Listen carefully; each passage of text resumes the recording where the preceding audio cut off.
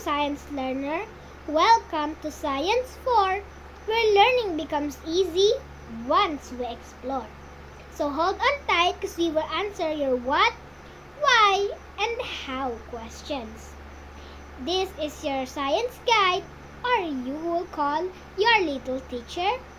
It's me, Samantha. Don't forget to like and subscribe and share this to a friends of yours. Okay, so now let's start. So our topic for today is science, okay? So some types of harmful interactions among living animals or things, okay? So there are two interactions, namely predation, interaction. So what is the meaning of predation and parasitism? Okay, so the predation is the things that hunts over prey or that kills prey. Okay, so let's have an example: a tiger, a cheetah, a cat, a dog.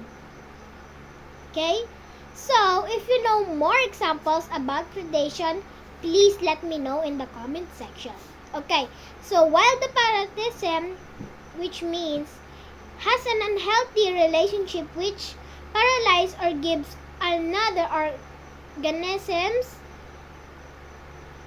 causing damage. Okay, so which means the prey have to hide to not be seen by the predation. Example, a cheetah, she will catch a mouse. Okay, so the mouse have to hide because if she doesn't hide, she will be damaged. Okay, so please let me know in the comment section if you have more answers and more examples. Okay, so please let me know in the comment section, and that's all.